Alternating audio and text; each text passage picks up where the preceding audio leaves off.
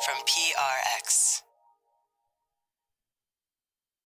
Friends beyond the binary, ladies and gentlemen, boys and girls, whether you're feeling like concentrated, fresh squeezed, or you say, where am I? What are you talking about? Well, you're probably not here to concentrate or have anything fresh squeezed. And I don't know why that popped in my brain, except that, it's barely tangentially. Is there a word intangentially? These are the questions that come up. Welcome to Sleep With Me, the podcast that's here to keep you company and take your mind off of stuff so you could fall asleep. It's a very different show. I'm glad you're here to check it out, at least. And I hope you discover I can become your friend in the deep, dark night that you don't have to listen to. For some people, that's an ideal arrangement, so let's see how it goes. I'm here to take your mind off stuff and keep you company. I think I already said that, too. Repetition's part of the show. It's very different. So what's coming up here? Support. So many people enjoy listening to this ad-supported feed. Then there's a long, meandering intro separate from the support that eases you into bedtime or helps you as you're getting ready for bed. Also inefficiently introduces the podcast. And then there'll be a bedtime story later on, about 20, 30 minutes into the show, that where I talk about Multiplex.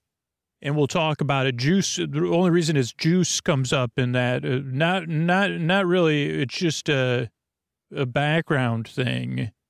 But this podcast is mostly about, they say, could you tell me about the Sleep With Me? Oh, boy, give me well, it's kind of like a background thing I listen to while I'm falling asleep. So just see how it goes. Not millions of people, but probably 1 million people have said it took 2 or 3 tries before I got used to the show. At first, I didn't, quite get it. And you could feel ambivalent or skeptical. So just see how it goes. I'm glad you're here. And let's see what, what should come along. And I wonder, could you try barely listening to me? So let's, I don't know. I don't have anything out of, I didn't have anything witty to say in this setup, but I still don't have, Sleep With Me. The host of Sleep With Me quoted, still don't have anything witty to say. I'm still talking, but not anything witty right now or now. So thanks again for stopping by. And these sponsors are how I'm able to do it for free twice a week. All right, but Scoot's here, and, you've heard these messages. I'm here to talk to you about, what makes things like Sleep With Me possible, stuff outside of the box, and that's our democracy and represent us. And I don't know about you, but does it really feel like our leaders are responsive to our needs right now? Does it feel like things are running smoothly? Because if you don't feel like that, it's okay. You're not alone. There's a lot of people having the same experience, wondering, hey, is there something we can do to fix this? And here's the thing. There are things we can do right now to get things back on track. This podcast is part of the Pro-Democracy Podcast Coalition. It's a group of shows, hosts, and networks. We're banding together to try to make things better. And we're working with a grassroots and nonpartisan organization, Represent Us and You. So all you need to do is go to represent.us/podcast and get more info on how you can get involved. Represent Us is the largest grassroots organization working city by city and state by state to pass laws that protect democracy and improve it. We need a system that works for the American people, not just special interests. So go to represent.us/podcast and join the movement today. Thanks, everybody.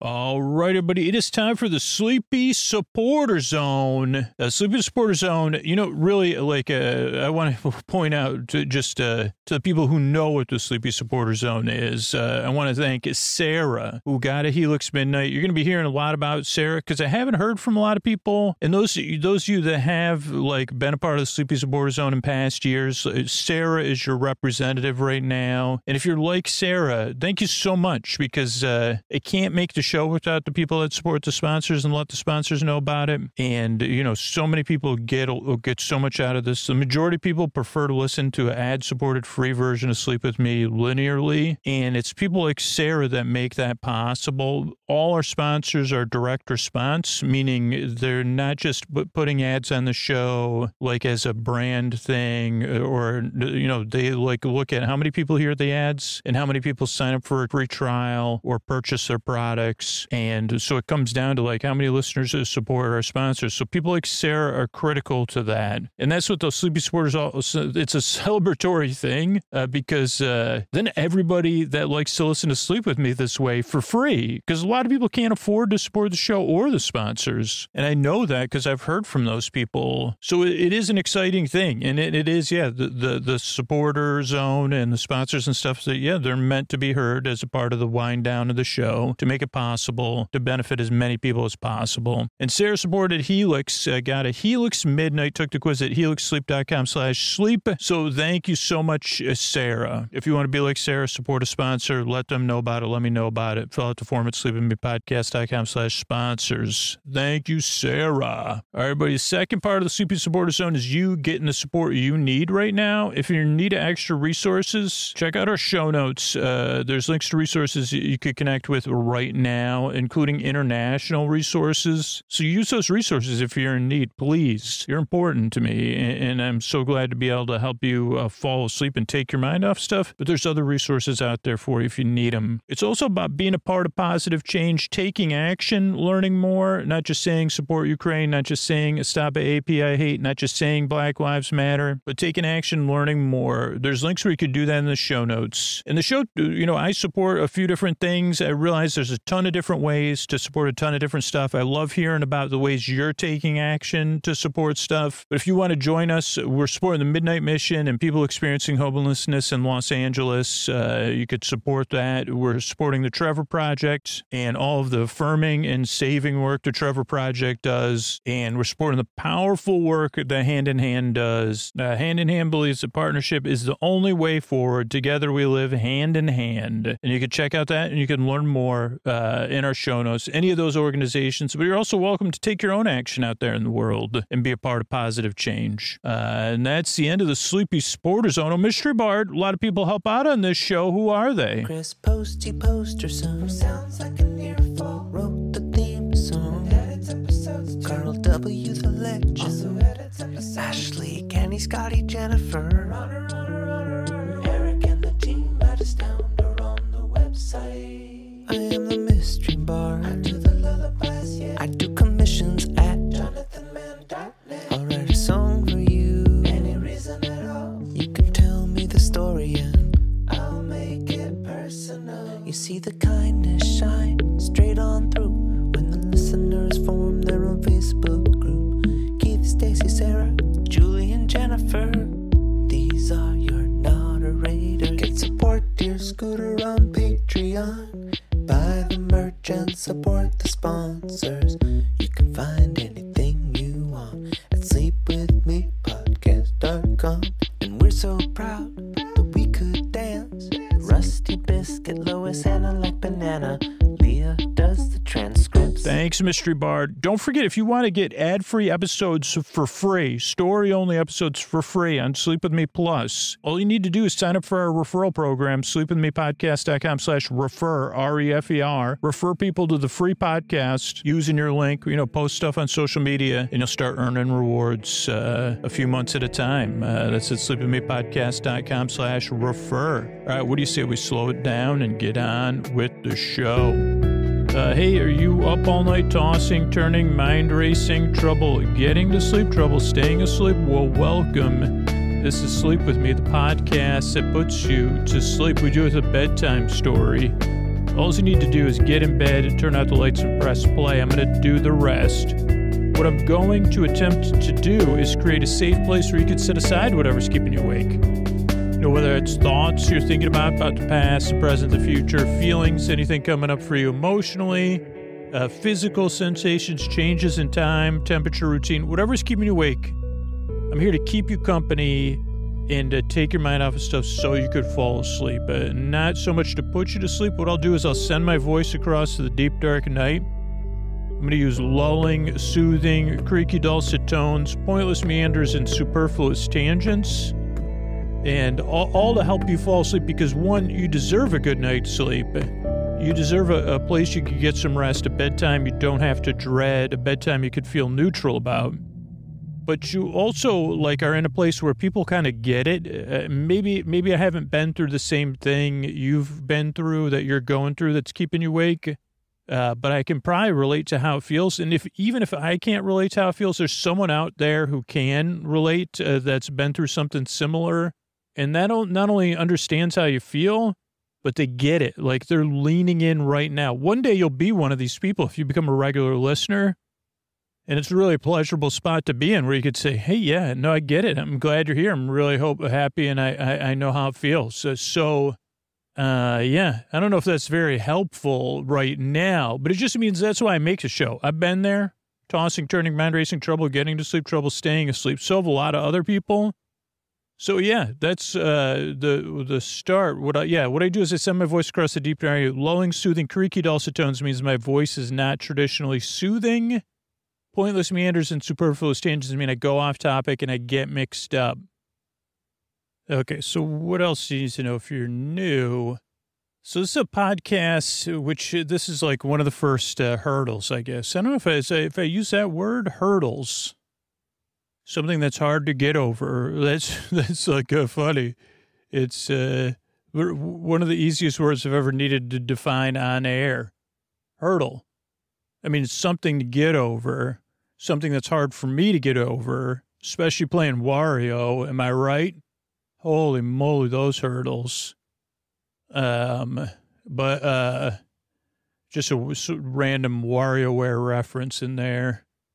Just not tucked in there, but that's when I wasn't picturing myself jumping hurdles. I was picturing myself trying to jump hurdles playing WarioWare. That's like a game with mini games. And one of the mini games is jumping over hurdles. I think you probably knew that, but what was I saying? It's a hurdle to get over that, there's a few of them, quite a few hurdles in this podcast, which makes sense. One, first off, this is a podcast you don't really listen to. You just kind of barely listen or passively listen. I think I've qualified for being barely listened to, whatever I've said so far. You say, okay, I could barely listen to you. You're definitely barely listenable. You got that going for you. I'd say, thanks. We get each other. So it's a podcast. It's just like background noise or something you're not paying attention to, even though I'm rambling on and on and on. You're just like, Oh, yeah, okay. But in this sense, it's okay. Like, I'm totally down for it. That's what I'm here to do, is just barely entertain you. This is also a podcast that doesn't put you to sleep. I keep you company while you fall asleep instead of putting you to sleep. I'm here to keep you company, take your mind off of stuff, to be your bore friend, your bore bae, your bore sib, your bore bud, your bore burr, your bore bee, your neighbor, your bores, your bore friend, your bore bestie, your friend in the deep dark night, which means there's no pressure to fall asleep. I'm going to be here for over an hour. So you don't have to even think about falling asleep. You just barely listen to me. And there's people who are listening who can't sleep or who need a break during the day. I'm here to barely entertain them too. And there's also a bunch of episodes. So you can pick your favorites, make a playlist, or let it play over and over again, or stop the show and start it when you need it. However it's going to work for you. Yeah, you can just barely listen to me. I think that I'm like background noise, friendly background noise that's here to distract you from whatever's keeping you awake so you could fall asleep, to take your mind off of stuff. What else do you need to know other than, okay, so, when you first get here, I think I already kind of talked about this. This show is this is another, or maybe it's just all the hurdles. You say, if you're not a hurdling podcast or track and field, what's with all the hurdles, man? Hurdle, when you say it too many times like this, it takes all the meaning out of it. Like, it sounds like some sort of, like a type of turtle. What is that? A hurdle? That's a hurdle. That turtle is a hurdle. Yeah, it's from That's why it's such a unique shape. That's a hurdle turtle. Maybe that would be a brand, like some corporation. Oh, no. Yeah, those are hurdle turtles. So you can only get them here at Hurdles. Come on down to Hurdles. We got turtles. Technically, they're hurdle turtles. That's a hurdle turtle. When you see a turtle, it's been a while since I talked about turtle wax too. And I won't go on a huge tangent about it, but there was a thing. I don't know I never figured out if they still sell it or not. Let me look it up. But there's something, most of you are going to be like, there was something in the 80s, maybe even the 90s called turtle wax, right? And it came in maybe an orange bottle.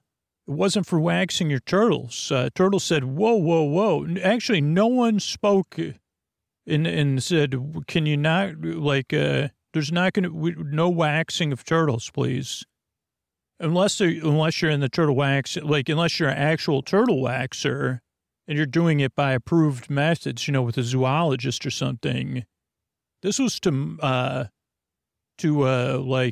is that thing called? A car. It was for car. It was car polish. Let me just see what happens when I put it in here. TURTLEWAX. May still exist. Yeah, you could still buy it. They even have a website. Award-winning in 1944. So, still going strong, despite the fact that I pointed out that it's not for turtles. Even if it was, that would be really confusing. So don't get turtle wax. Don't get into the turtle waxing business, because that would be really say, is this the turtle wax? This is again like one of those old vaudeville. Is that the turtle wax for turtles, or the turtle wax? Is that turtle wax? Oh yeah, this is the hurdle. No, this is the hurdle turtle wax. Did I tune into a sleep podcast? So, what I was trying to say is that most people don't like the show when they first get here. Could you believe that? I say that in jest, because most people get here, you're tired, you're skeptical, you're frustrated, you've tried a bunch of stuff, and you say, I just want to get some sleep. I'm fed up. And then the show's very different, right? It doesn't follow anything that could be considered normal, but it's really here to keep you company and take your mind off stuff. So all I say is, if you're here and you totally loathe me in the show already, sleepwithmepodcast.com/no thank you has other sleep podcasts and stuff to check out. That maybe one of those will help you. Because like I said earlier, you still deserve a good night's sleep and a bedtime you could look forward to, and something that helps you fall asleep. But for most regular listeners, what they found is that it took 2 or 3 tries to get used to the show. And then after the third try or the second try, or for a lot of people, let me know, it worked for me on the first try where I was, this is just something very different. This is like a friend in the deep, dark night. This is this goofball who really believes it. And now internationally, this is probably only a thing in the U.S., and again, I bring this up also. It's like there was a time when it was considered very important, at least to in the small world, to wax your car. And I still think that taking for non-car enthusiasts, I'm just talking about regular people with, no offense to my father, junky cars. And I mean, you'd say, well, it was a point of pride for him. And I'd say, okay, you got me there.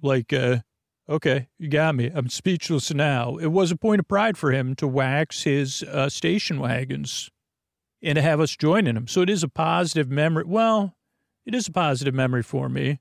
But I was always this is the idea of waxing. Like you say, what am I going to wax an apple before I eat it? That doesn't even make any sense. I do polish my apple, so holy cow, a lot of my failings are being pointed out here.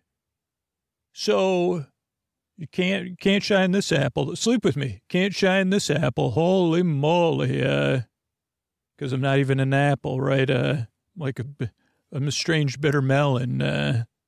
So that's the show's acquired taste. That's why it does take 2 or 3 tries to get used to, because at some point it is like one of those strange melon flavors where you say, what is this? And then on the second or third try, I say, I kind of like this now. So just give it a few tries and see how it goes. That's just what most people have said, because then you realize, this show is never, it doesn't ever make any sense. It always is barely making sense. So those are most important things. The last thing I'll tell you is the structure of the show, which is very intentional, which really does elicit a lot of strong feelings from people, but it's just us doing the best we can. There are ways to adjust the show, but this is just how most people listen to the show. But then again, if you become a regular listener, you can figure out what works best for you. Show starts off with a greeting. Friends beyond the binary, ladies and gentlemen, boys and girls. Then I say something else. That's so you feel seen and welcomed in, and you say, okay, I might be able to check this podcast out. Then there's support. So the show's sponsored support, and people that support the sponsors, that's how it's free for everybody. And most people prefer that. They say, okay, I prefer a show that's just free, sponsor supported. Then there's a long meandering intro, totally separate from the support, which we're like 10 minutes into, maybe even longer, where I try to ineffectively explain what the podcast is, just like I've been doing now. And then I go on a tangent about turtle wax after a tangent that I already forgot about. And then I'll eventually get back to it, and then I'll forget, because there's like turtles not running around in my brain, but like barely moving around in my brain. So, yeah, that is, now I'm distracted by all the turtles. You know, I do know one person that I'm friends with, and now they don't live in the Bay Area, that has a turtle. So I've got that going. Maybe it's a tortoise. Oh boy, messed that one up. I think it's a tortoise. I was explaining though that, yeah, so the intro goes on and on and on. Then there's support. The reason the intro goes on and on and on, that's the important thing. It's not, the intro is not really designed to put you to sleep, but ease you into bedtime. So while there are a couple people that fall asleep during the intro, most people are getting ready for bed or winding down or doing a chill activity to ease them into bedtime. You could even be in bed getting comfortable, but most people just don't fall asleep in the first 15, 20, 30 minutes. It takes some time. And that's what, outside of the podcast I've seen and in my personal life I've seen is having a bedtime routine. So ideally the intro could be part of your bedtime routine. Then there's support. So the show could be free for everybody. If you prefer ad-free experience, you could do that on Sleep With Me Plus or through our referral program. And then there's a long, like a bedtime story. I was going to say a long meandering intro. Tonight will be our Multiplex, our episodically modular series. So that'll be nice. So where some friends will be walking around a mall trying to help somebody. So what could be better? I think there's going to be sock puppets or mentions of sock puppets.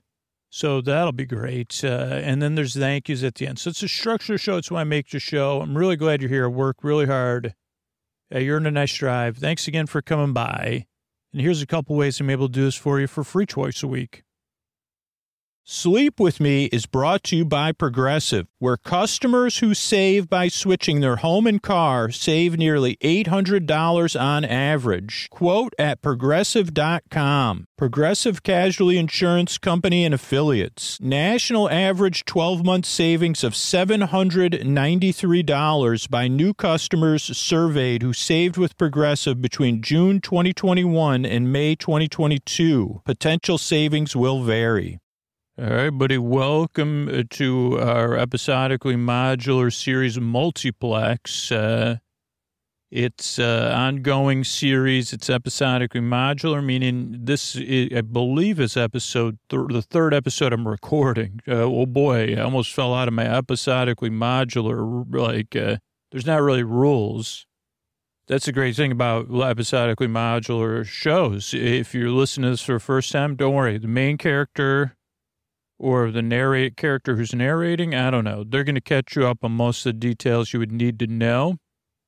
And then you could listen to episodes 1 and 2, and they'll be just pretend they're episodes, whatever. They're non-numbered episodes. You say, oh, okay, so this is giving me a little going back to the backstory now. How did we get to where we were in that episode I listened to that Scoots is talk that is happening in this moment, but it may not be listened to in this moment. So you can listen to them in any order. It's designed that way. Multiplex is a tale about 4 high school age young people on an adventure Supposedly the conclusion is them, like an average, like an adventure that ends in averageness or something like that. I can't exactly put it to words, but it takes place thus far. There hasn't been, I don't know if Multiplex is dual meaning title or not. Hardy har har. I mean, I'm perplexed. I'm multi-perplexed by many things. Multiplex, that's multi-perplexed. But we're at a shopping mall. We left a mini golf course. We're in search of Julius J. Juice, Dr. Julius Juice concentrate, so that our one of our characters could pay for their school, because apparently they didn't get a scholarship. And they were in the world of things. I don't know, some store, and I was just buying time, though. So welcome to Multiplex. Here's our Hollywood announcer. Always on time. I want to make sure I'm clear. I was only buying time because no matter how early, it's one of those things, what is that called? The something rule. The more time you have for something, the more the time it takes the time to fit. So the earlier Antonio arrives to record for 35 seconds or whatever, I find different ways or experiments he can try to silence his charisma, his joy. I don't know, like you do bubble with effervescence. Like you'd think that was a figurative term. You say Antonio Banderas bubbles with, he's got an effervescence about him, a bubbly effervescence, in addition to, all the other great features he has. Now, most of the time, that'd be one, be a figurative term. Two, be a positive, be a compliment. And Antonio would take it as he is now, throwing his head back and trying to laugh silently. But when you're recording a sleep podcast, and you do know, I do notice these things, mostly with Antonio, where I say, wait a second, your effervescence, you may be bubbling with effervescence, or your effervescence may be bubbling, or your bubbles may be effervescent. And even though there's a figurative aspect of that, probably based on your spiritual whatever, or your charisma, or what, your joy, your zest va-va-vie or whatever, zest va-va-vie, your lust for life is, was once a punk song and then was in a cruise commercial.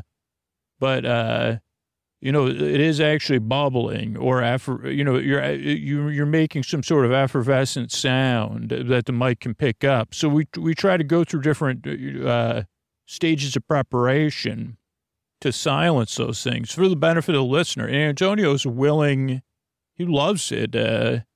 He's the only person, we could try that we tested out in BYO TVS or whatever. Bring your own Tyvek suit day. That was the only, he was the only employee that, technically he's not an employee because he does this, the joy of sleep. Obviously bubble wrap didn't work. Bring your own bubble wrap day. Bring yourself wrapped in bubble wrap day. He called me. He said, I can't, he got in his car in the Los Angeles, greater Los Angeles area. And he said, I can't drive the car. I just realized I've wrapped myself in bubble wrap day. And also he said, it's very warm. And I said, why don't you see if you can find is there any bubble wrap made from Cool Max? That was the only time I heard him mumble, I'll give you a Cool Max. But then he showed up with a Cool Max t-shirt for me that said, my other shirt is made from bubble wrap, which I thought was funny. So anyway, he puts up with a lot because, he just loves all of you. Really. I'm not kidding. And I said, you'd be perfect, for those movies where you have to sit in a chair and put makeup on for 6 to 8 hours before you shoot, or film or whatever. And, I said, probably you've been in movies like that. And because I said, you're perfect for it. But even when you keep still, The makeup people, they don't have to deal with bubbling effervescence. That's like some sort of, you say, okay, could you pin it cosmic? It's some sort of bubbling cosmic effervescence. That's why it's not figurative. People think it is, but these cosmic things, not only do they have a song by Delight, but they also have a sound, a tone. But anyway, I'm so glad to introduce the man with the bubbling, the effervescence, cosmic effervescence. Could we start a duo, a musical duo? Could that be our first album? Bubbling, cosmic effervescence. It doesn't work. Just cosmic effervescence. Antonio and Andrew and Antonio, it doesn't work. Banderas and don't say that. You can't say that on the mic. He said something that rhymes with starts the same as Banderas. But he was referring to me, and that actually would work. I just don't think, I guess we could self-publish it. Would Spotify censor that? If it was, because I would go for, I don't have any musical talent either. So we could be like the new Alvin and Chipmunks. He's really laughing now. Cosmic Effervescence, our first album, Banderas and, So, here's Mr. Antonio Banderas. This is a friends beyond binary. This is ladies and gentlemen, it's the boys and girls. It's time. I love putting all of you to sleep. Yeah, I bubble because I love. It's time for Multiplex. I don't have a movie camera sound, but it's movie time and Multiplex time. Yeah. Once again, that's why you're a pro, man. Holy cow. You don't even need that cosmic effervescence. Also, is that word you were saying? I always get mixed up if it starts with a P or a B. But anyway, that's Mr. Antonio Banderas. This is Multiplex. All right, hey, buddy. This is your narrator. I'm here recording. And I know some of you that are listening to this or fans of the show I used to put out and wondering, the reason I'm recording this is because I don't feel like I needed to come clean, but I wanted a record of the fact that it wasn't creativity that drove the somewhat popular, public domain or public access show that now in this present day, because of streaming and stuff, has gotten more attention. That people thought that it was my creativity, and there were other people, and I consider myself somewhat creative. My love of those films, my love of dressing up and interviewing people involved in those films and movies and shows, and the people that came before me and did that thing and influenced me. The fact of the matter is this isn't just a story about how those things were real, not creative. Those interviews, some of them were with the real people that I became friends with. This is a tale not of how to become friends with people whose movies and stories are based on them. This is a tale that never gets told. It's how do you go from being at the top to in the middle? Instead of being the icing on the cake, you're just one of those bubbles in the cake, and you say, being a bubble in the cake's pretty good because that adds some fluff to being in a crowd, a person among persons. When I was on a path and my friends were on a path to whatever you want to call it, the pie in the sky, the A-list, the creme de creme. How does one take but how does one take a heroic journey to non-heroism, right? Doesn't get told, but it was and along the way, we had some pretty sweet adventures. But it all started after I didn't get a scholarship to school. My friends did. You'll hear more about them. playing a mini golf game to kind of, forget about it. We pretended the game had high stakes, and the corncob kid appeared at the end of the game. And the corncob kid told a tale to us, a tale that was, may or may not be true. Well, it was true, that the corncob kid had found a way into the mall across the way, where the corncob kid found concentrated cans of Dr. Julius J. Juice concentrate. That was a popular juice place at the shopping malls in the 1980s. And online bulletin boards or alt.Dr. Julius J. Juice fans or something, there was like people willing to pay because it no longer existed, cans of concentrate of Dr. Julius J. Juice concentrate. So you can make your own Dr. Julius J. Juice at home. And the corncob kid, Boyd, had found a stash of them in a shopping mall long since closed, long since forgotten, or so we thought, obviously. So we made our way towards the shopping mall, through some culverts. We lost our way. We split up, not everybody was ready for the journey, but then we reconnected and we found a way into the shopping mall. We heard some noise in a restroom and we headed in a different direction because we were worried about getting in trouble. Obviously, my friends still had scholarships to school. Boyd, the corncob kid, I don't know what at that time was, Boyd was a entrepreneur even at that age. But we tried to hide out in, what was it called? Flatware World or the Land of Cutlery? I don't know. I'm here recording. My dog's looking at me, but that's not going to help me figure anything out. But we were hiding out in the storeroom. There was only unlocked door, and we closed it behind us. We were lying low in the former storeroom of the World of Cutlery, and someone in the store said, "Hey, can you help me?" Which was a bit of a surprise to us because we had thought Boyd had said no one was in the mall. Maybe someone was looking around. That's what we thought we heard in the restroom. And that's what we still thought we heard. Someone, whose job was to patrol and, safety patrol the closed shopping mall. Though we were a little bit concerned that the shopping mall had two sets of very new fencing around it, very secure fencing.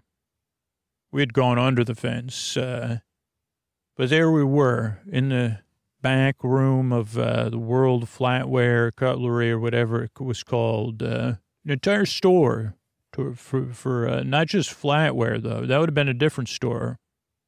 Implements for cut. You need to pair a pair. You could go to Cutlery, World of Cutlery.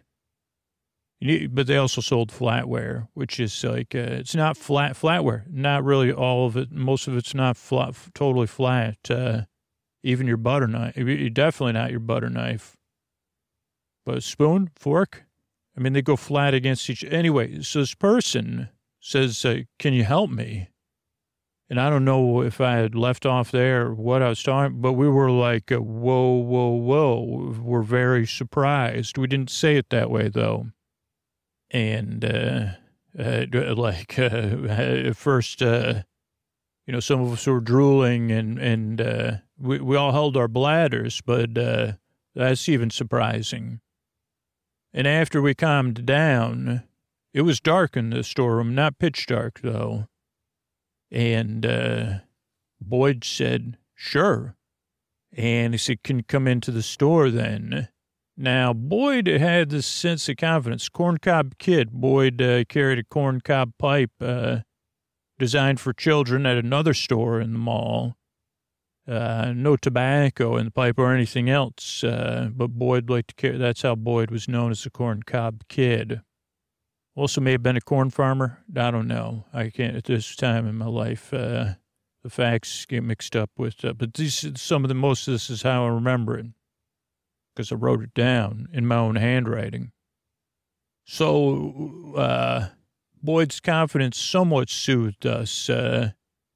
And we followed Boyd, who followed this person into the store of the World of Cutlery. And immediately Boyd looked back at us and then looked at the gate, which was lowered.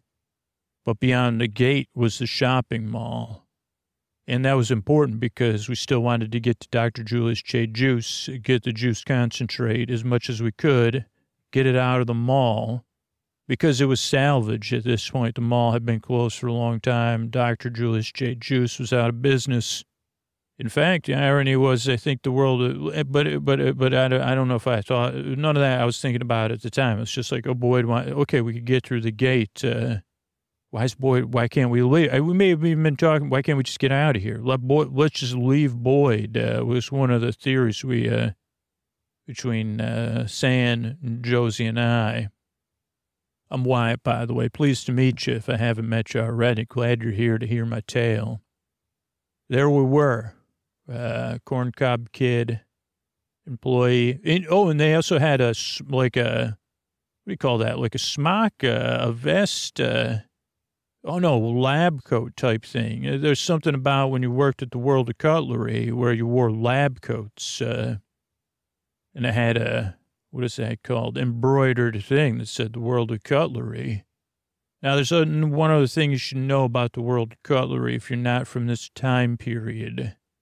One, you'd say, well, that's surprising that there's just a store and I don't know any of those details. All I know is almost every trip is starting at a certain time in a kid's life. If you consume enough media like I did and my friends, you find out that in the World of Cutlery, there's a couple different things. Now, this was a time when the idea of samurai and ninjas and kung fu to us young people had this allure and this excitement tied into it, but a bit of forbidden stuff because some of the stuff was, hey, you could get a paper cut from it. You got to be careful. And you could always find in cutlery, the World of Cutlery, up high, out of the reach of children and teens, of course, samurai swords. Now, usually there's just two of them on a display. Maybe there was a couple others behind glass, and sometimes there's other implements. But those samurai swords must have been how Ahab felt, looking at the white, to a preteen. In the 80s, in the World of Cutlery, you'd gaze upon those samurai swords with a thirst, with a hunger, with a dream to hold one, to be putting down your plastic or your cash, to be of age. We didn't even ask because we knew, can we hold it? No, absolutely not. And that's an important part of this story, too. But Boyd was already 5 steps ahead of us. He said, sure. They walked into the store. The employees started pacing around. And we didn't, at the moment, we knew it was strange, right? The mall had been closed. There's still a worker there. But we were so disoriented at this point. And Boyd had this just sense of space that we didn't quite put everything together. The mall had been closed for years. But Boyd said, how can we help you? And the employee went behind the counter and pulled out a box and put the box on the thing. The box was a wooden box. The box lid was open. The box lid was lined with felt. And it had a thing. It was a very nice box. And what it should have held in it was a very nice implement for cutting. And the employee went into this thing. This is like a sales pitch, but not a salesy sales pitch, but one based on a popular sales pitch on television at the time, slicing, dicing, cuts through cans. But this was like not making fun of it, leaning into it. Why would you cut a can and then cut a tomato? And he said tomato, not tomato or tomato, he said tomato because Josie giggled. But it slices, this is the finest knife money can buy. and went into what it was, I don't know, I don't know the details. All I know is this thing was made to stay sharp. It was made to stay true. And the employee went, yeah, sure, there's a lot of fancy stuff around here with jewels and stuff like this. But this here, now there was no knife, but the employee's finger was going into that velvet cushion, pushing in this knife right here. This is the most valuable thing in this store. Sharpest blah, blah, blah, blah, blah.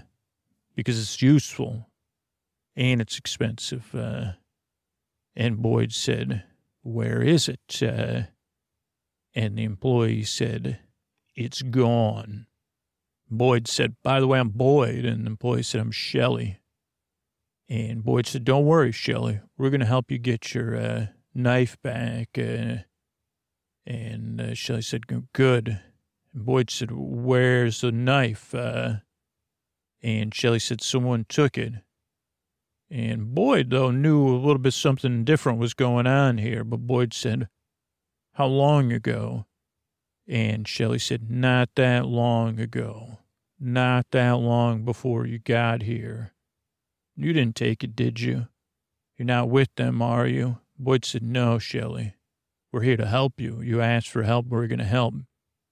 And Boyd said, why didn't you go, like, something to the effect of, I think what happened was, I'm trying to think now. This part's missing a little bit. So Boyd said, what happened? Tell me what happened.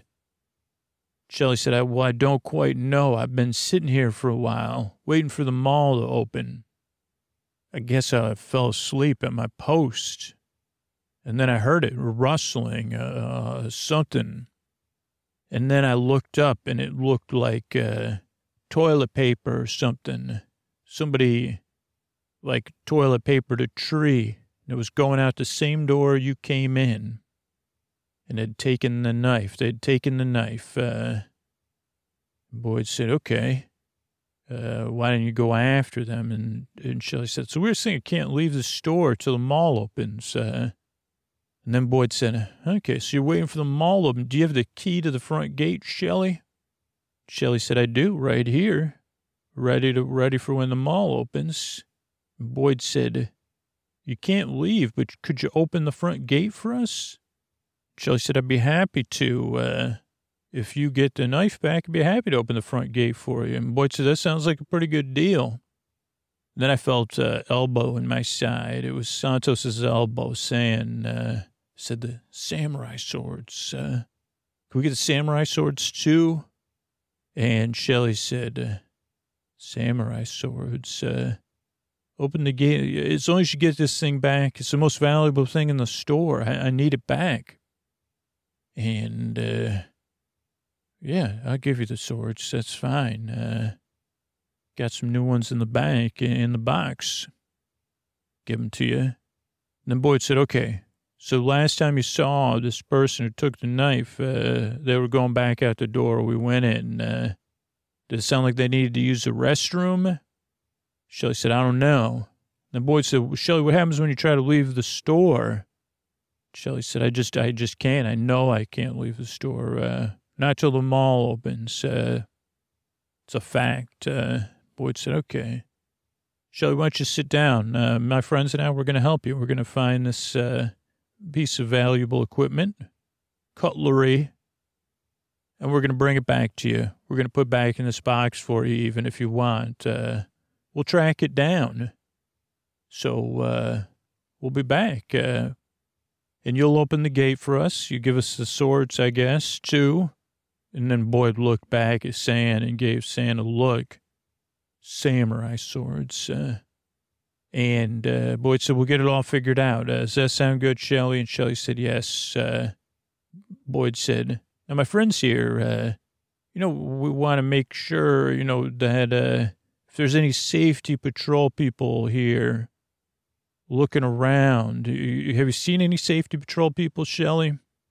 Shelley said, no, I've been waiting. I don't know. I'm waiting for the mall to open. And Boyd said, okay. But I want you to remember, Shelley, like, if we do run into any safety patrol people, remember us, right? Josie, Santos, Wyatt, and Boyd. We're here helping you, right? And you asked us to help you, so that's why we're here. So if there's any confusion about that at any point from here on forward, that's why we're here. You understand, Shelley? Because we found ourselves in the mall here, and we're going to find our way back out. But just in case, in the meantime, do you catch my drift, Shelley? Because we really are here to help you. And Shelley said, drift caught. Don't worry. You're here helping me. You're doing me a favor. I asked for your help. I can't leave the store. I needed someone to help me. Couldn't get any help anywhere else. You came to my rescue. And Boyd said, terrific, let's go. We'll see you, Shelley, in a bit. And then we headed back out of the store into the back room. And to say our resistance to Boyd's idea was high would be an understatement. To say we were expressing the idea that we should leave the mall immediately, open the door, listen for trouble, get out of there, was strong. But you don't go to high school with the name the Corncob Kid in a set of overalls most of the time and not develop an ability to be nearly unshakable like Boyd could be. Boyd said, hey. Shelley's going to cover for us. We're here to help Shelley. Shelley needs our help. And then we'll go over to Julius J. Juice. We'll get this thing. And we'll get the cans of juice and we'll be done. This is just a little side trip, a little adventure. Then we said, well, what about the person in the back? What about the person that took, what if they, and Boyd said, can't you tell something strange is going on here? And we said, yeah. So Boyd said, we'll go look in the restroom. Shelley probably was using the restroom, put it down. I don't know, fell out of Shelley's pocket or something. We'll pick it up, we'll bring it back. Shelley was the one using the restroom. Shelley has the keys, went in the front of the store, and then came out the back. And if it's somebody else, it's somebody else, but I don't think it is. So let's go in there. So we open the door, and we go back into the back hall of the mall, service corridor. We head towards the restroom where we'd heard some noises of effort earlier. And it was dark, you know. We had some lights, but we had them off. But we felt somewhat comfortable. I said, so then we didn't hear anything. Important point. No more groans or anything like that. So confident that I decided to take the lead because I didn't have a light and pushed the door open slowly and quietly. We didn't hear anything. And there was some stuff on the floor, paper towels or something, I don't know. And then we pushed it open more and listened. No sound, nothing. Then we slowly went into the restroom, right? We started to look around. And then Boyd turned on, and then it was really bright because Boyd turned on and said, oh, man, it's too bright. But Boyd started flashing the flashlight around. There's like I don't know, there's stuff on the floor. The bathroom was like messy but not gross. And there was a stall door open. And there was, again, this, it was like tatters or old ripped clothes or something. And we're looking for the cutlery, right? To return it to the world of cutlery. And there's nothing there. But then in the stall, among the little tatters of clothing, is a something you would give a dog as a treat. And Josie's like, is there a pet store in here? Like, why? Like, that's like give a dog a bone. And we said, yeah, that's weird. But probably there is a pet store. Or, no, there's like those fancy, this is probably from one of those Could be from Spence's Shop of Gifts or one of those fancier stores. I think it's for anatomical, like it's a piece of anatomical decoration, not for dogs. And then we were like, oh, yeah. It's like a piece of anatomical decoration, not for dogs. Like, looks like it's like for the shin. And then, of course, San had to pick it up and use it like a samurai sword. And then it was a bit slapsticky for a while because it was slipping on the whatever was on the ground. And I said, wait a second, the stuff on the ground was outside the door too. And Boyd said, yeah, let's follow maybe somebody's cutting up T-shirts or something. And we were on the scent like a dog who had gotten a piece of anatomical decoration from like a shin. And then we started passing it around because it was nice and smooth and shiny, high quality, polished. And it was cool to hold in your hand and try to juggle it.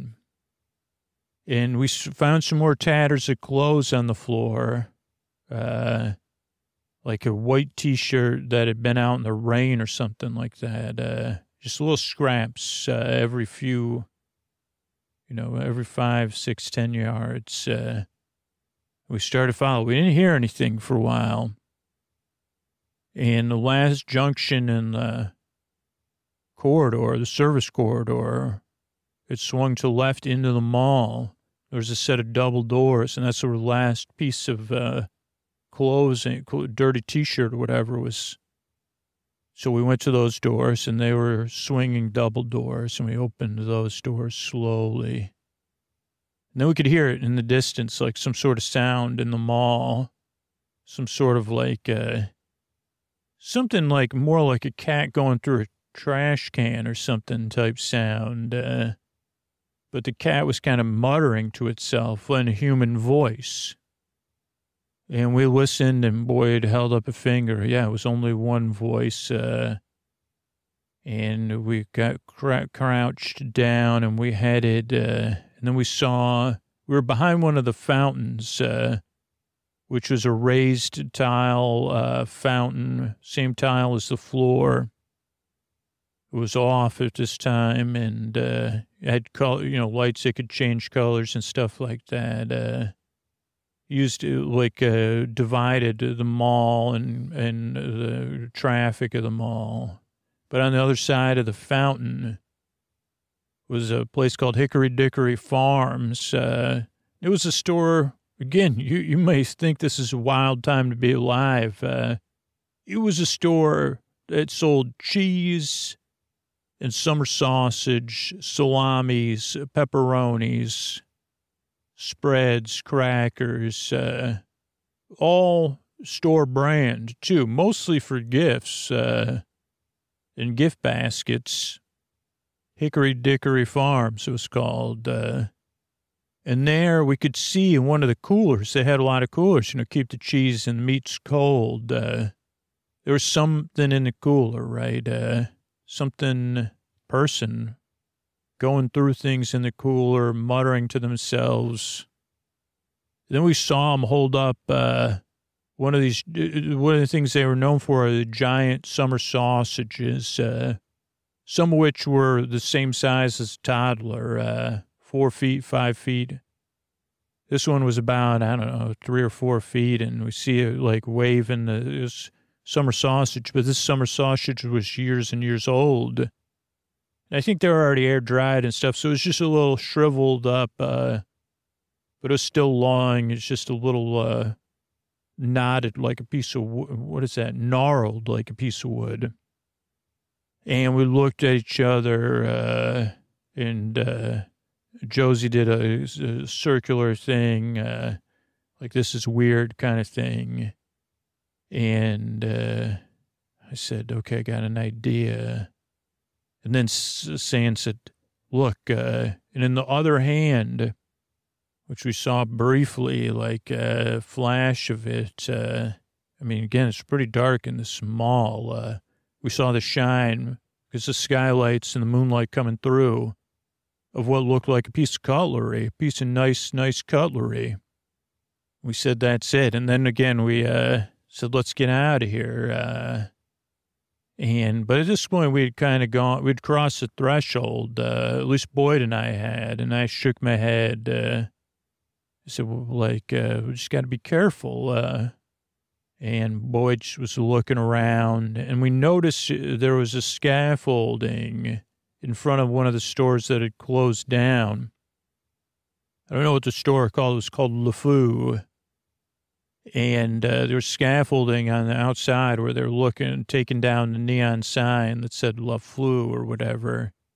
And they were doing some painting. So there was, what do you call those, tarps, painter's cloth, drop cloth, they're called. Boyd grabbed up the drop cloth really quiet, and then made a thing like, we'll throw it over the person, we'll ask for the cutlery politely back and go back. It's kind of what we agreed to in a nonverbal manner.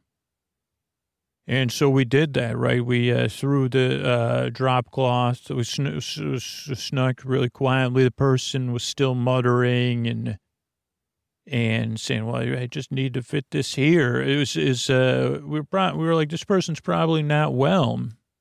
At least that's what I was thinking to myself. Maybe they live here in the mall. I hope they're not going to eat the summer sausage because it's probably over 7 years old.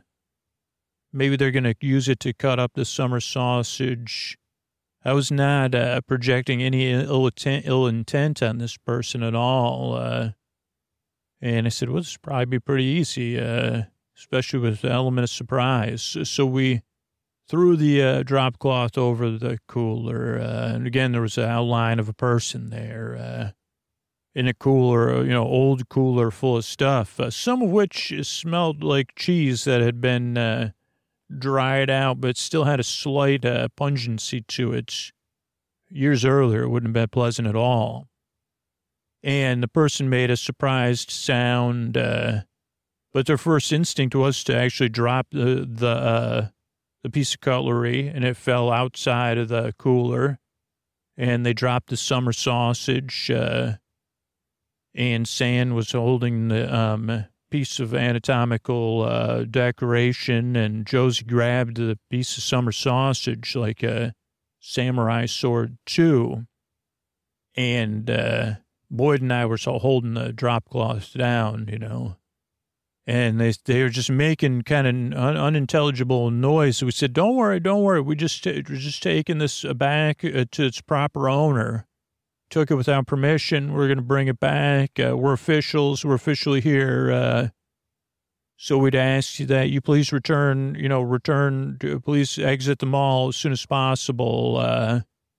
And we're going to leave you here under the drop cloth, and we're going to leave, and we expect you to leave the mall. We're authority figures on safety patrol. It's after dark. You should probably get going. But we're going to return this, and Josie said, I'm taking this summer sausage for good measure, and tapped to the side of the cooler, and we started playing a role, right? And we were into it because they'd kind of stopped moving. They were just listening. And I said, you understand?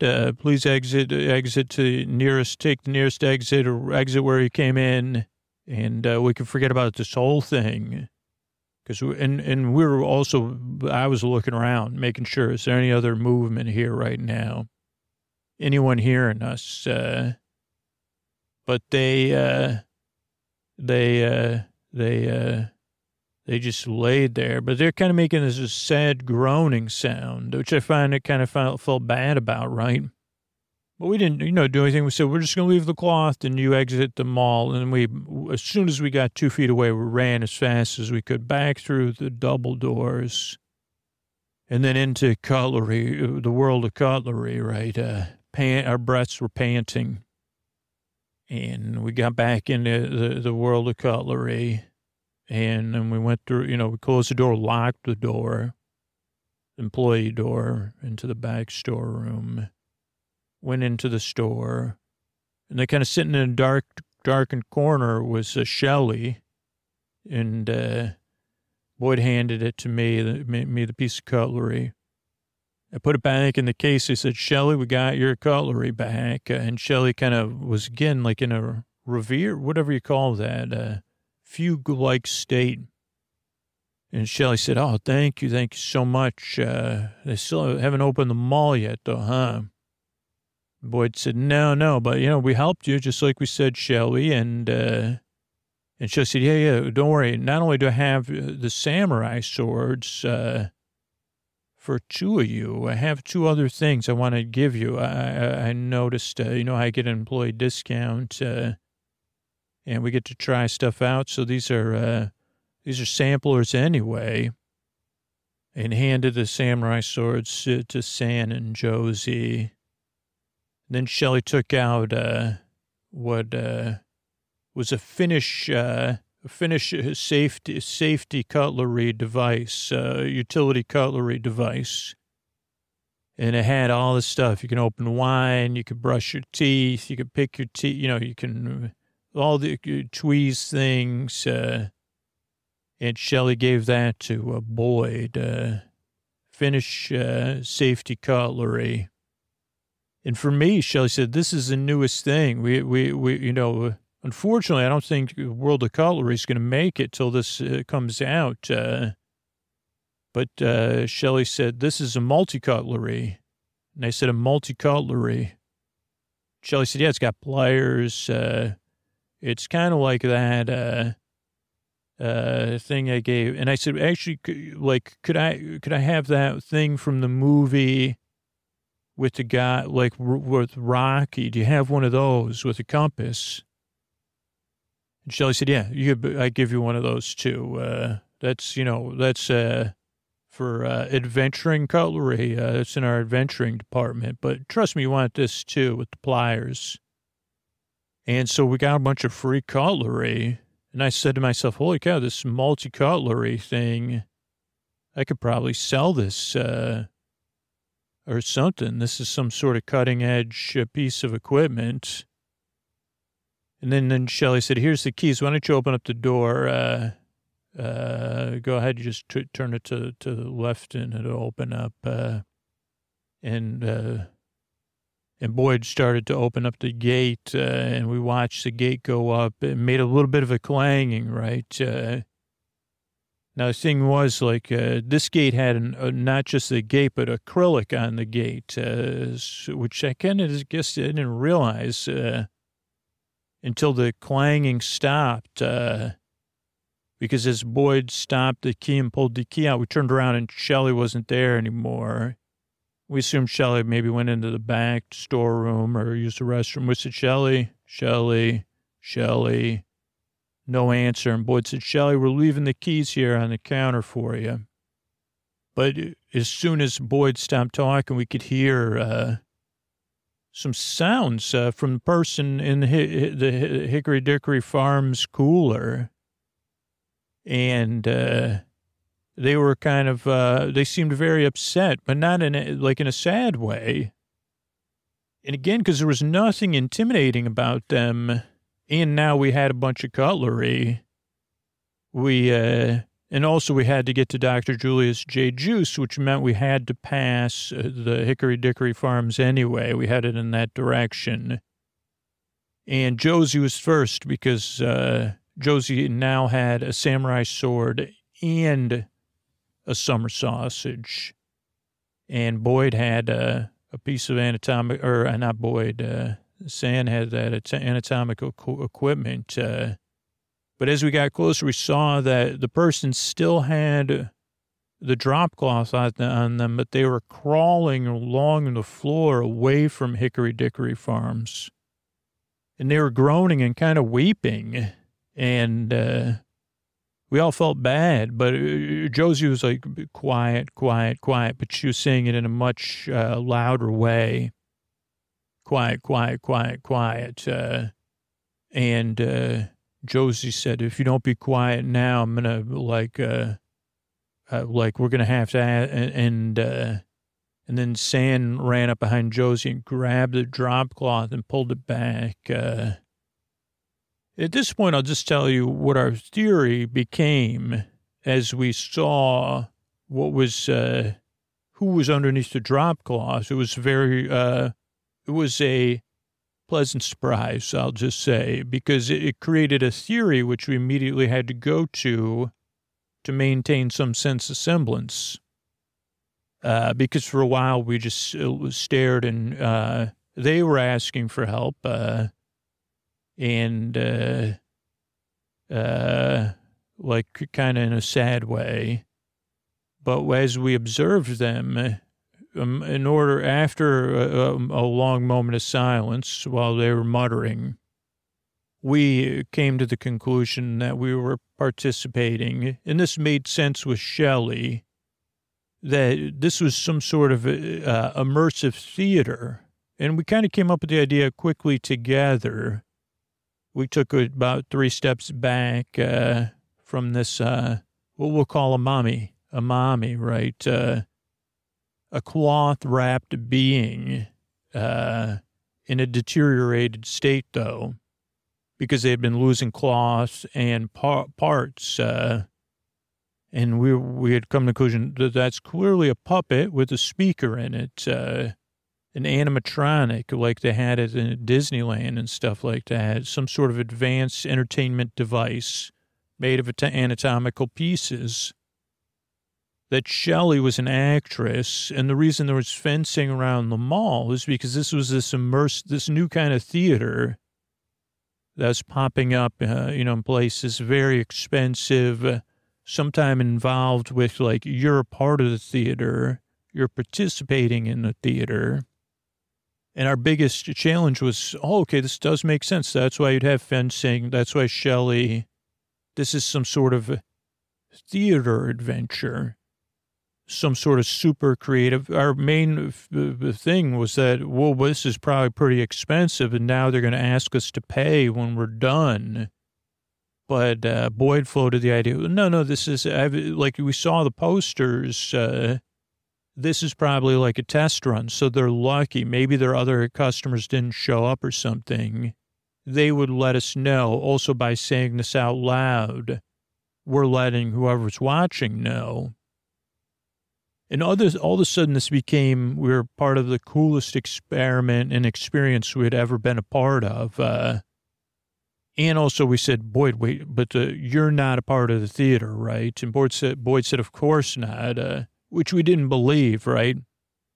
So I think part of us even had this suspension of disbelief that probably Boyd was part of this and that the whole thing. But I said, if the Julius juice isn't real, Boyd, please tell me there's going to be another way I can pay for school, like working at this. And Boyd said, I'm not a part of the theater, and the juice is real. Dr. Julius J. Juice Concentrate is waiting for us. So let's keep this thing going.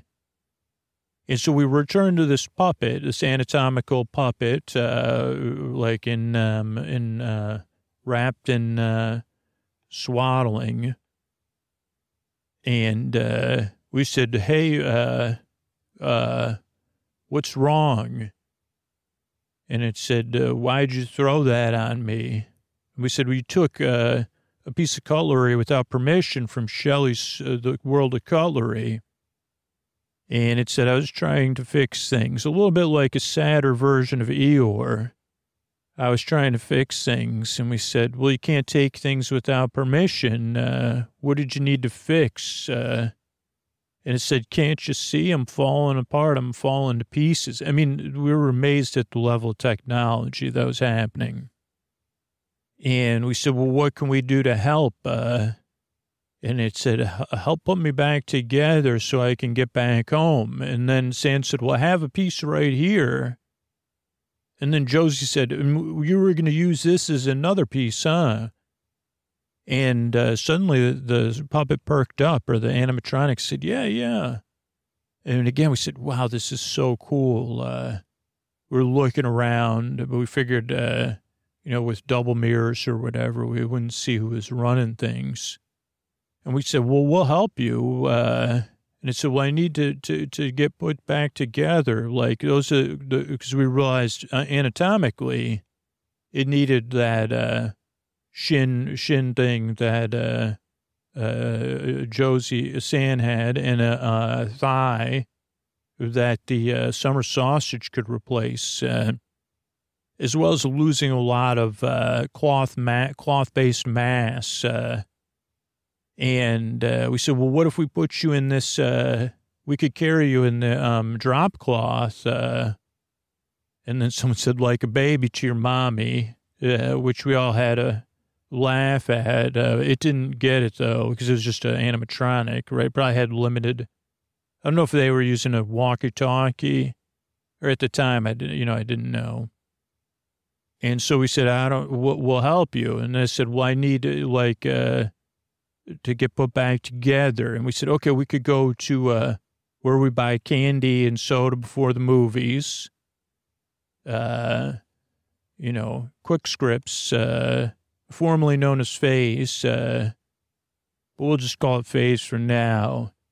And we said we could go and so we said, okay, we'll head towards Phase, which wasn't that far down. Phase was had all the stuff you needed if you were feeling under the weather, you needed a Band-Aid, shampoo. And so we bundled up this animatronic puppet that somehow we were very careful. We said, get in there yourself. We don't want to break you because it probably costs more than going to university would. And then we headed off to Phase. But that's probably a good place to stop for now because felt like as soon as we lifted this thing up, it fell right to sleep anyway. Or went into some deactivated mode.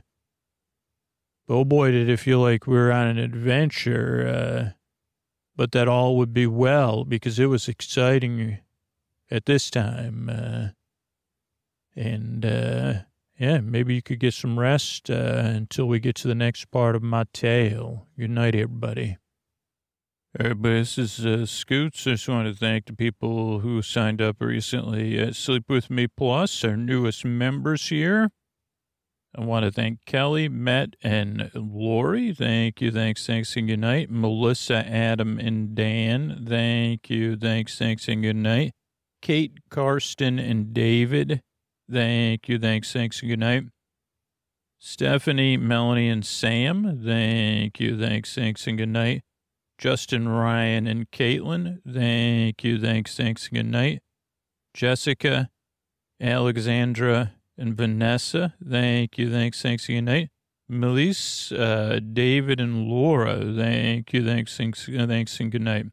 Cynthia, Emily, and Carly, thank you, thanks, and good night. Callum, Matt, and Linda, thank you, thanks, and good night. And Scott, Brianna, and Christy, thanks, and good night. Thanks, everybody who supports the show directly, whether you support the show on Patreon, you support the show on Apple Podcasts, or if you're a member at Sleep With Me Plus, one of the Boar friends. We couldn't do it without you. Or if you support a sponsor, you ever supported a sponsor, show's here because of you. And if you say, well, I want to support the show, but I would prefer to do it in a action-based way than a financial-based way. Yeah, you can sign up for our referral program and refer people to the show at sleepwithmepodcast.com/refer. That's REFER. And you get rewarded just for referring people to the show, including access to ad-free and story-only episodes on Sleep With Me Plus. So thanks, and good night. All right, everybody, Scoots here talking you in with this month in Sleep With Me Plus, audio news. We got a referral program going. If you want to sign up for that, you can always do that at sleepwithmepodcast.com/refer. I'm going to run through all the content we put out this month on Sleep With Me Plus. If you're still waiting to transition on Patreon to Sleep With Me Plus, you got most of this stuff too. And first, I'm going to start with the podcast, the bonus podcast on Sleep With Me Plus, and I'm going to go in reverse. So this Saturday, Posty's got a new series that comes out on every other Saturday, just about, and it's called Welcome to Scooterville.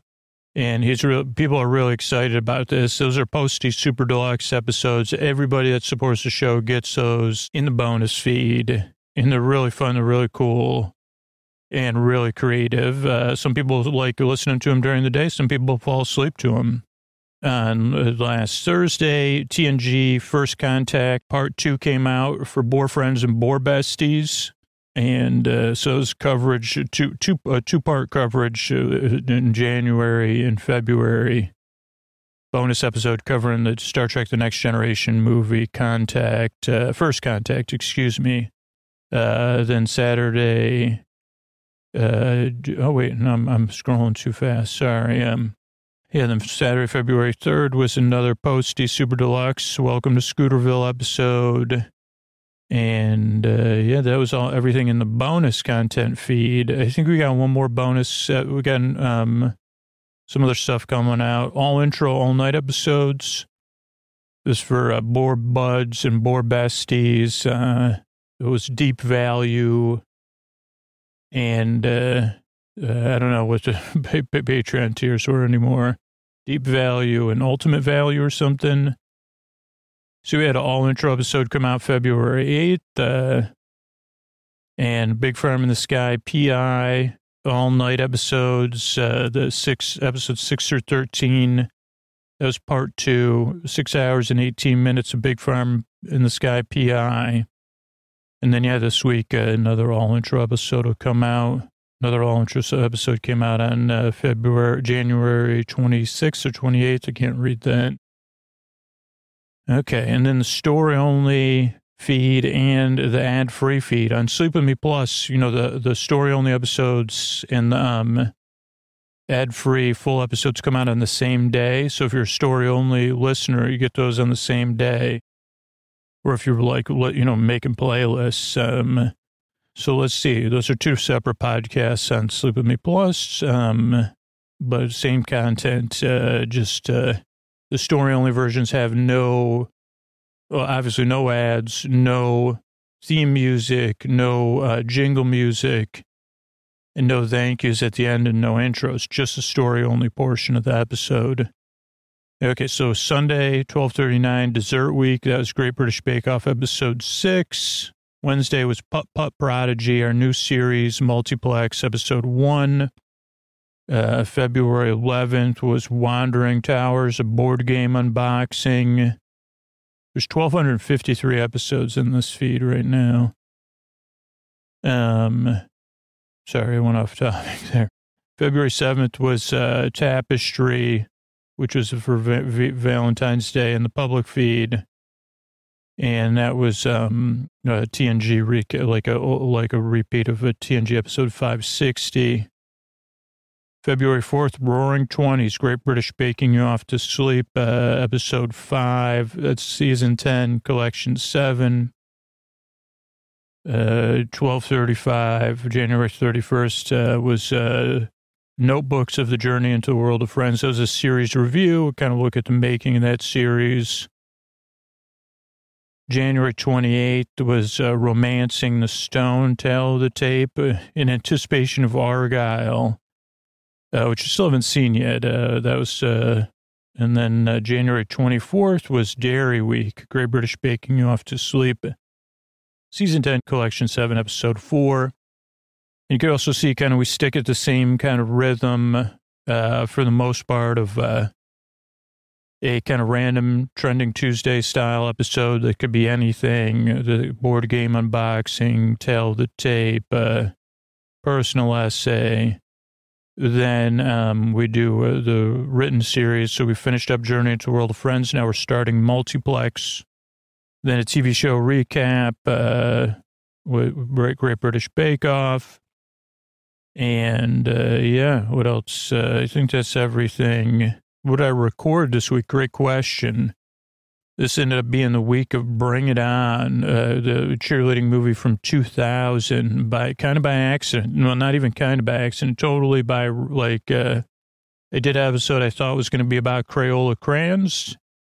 Ended up trying to imagine if there was a role-playing game based on the film that I'd never seen, Bring It On, even though I quote the trailer all the time on this podcast.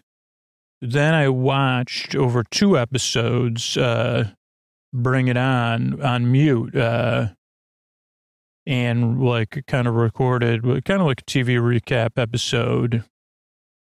And, those, like with some kind of like, well, I rented the movie. So 1.5 episodes have good quality closed captioning. But then my, rental ran out when I broke up the second episode into 2 parts. So the final 25 minutes of the movie, I didn't have the best closed captioning, even though it was mostly action based. It was like the championship. But yeah, I still never saw it. It's already been brought, but I'll look up the trailer later today just to see. And those will come out, I don't know, right now it's in February. I don't know, those come out March or April. And those will probably come out as TV recaps because we're still recovering, honestly, from the strike. And I'm still a little, all the Great British Bake Off episodes we recorded before the strike. And so I'm still easing my way back into figuring out what our future of TV recap style episodes is. So we have some interim content right now as I kind of see what I'm comfortable with and is sustainable for the long term of the podcast. And so, yeah, we'll go from there. And I think that's it for now. I'm glad you're all here. And if you ever want to support the show directly, trying to put these at the end of the public episodes just as an experiment so you can kind of get a better idea. Still a sleepy voice. But yeah, if you ever want to check out a 7-day trial at Sleep With Me Plus, it is a huge way to support all the work that goes into the show and make sure the podcast stays sustainable, so that you can rely on it and a ton of other people can rely on it. Yeah, you can do that at sleepwithmepodcast.com/plus. And then let me know what you think or tell me so I can say thank you. Thanks so much and good night.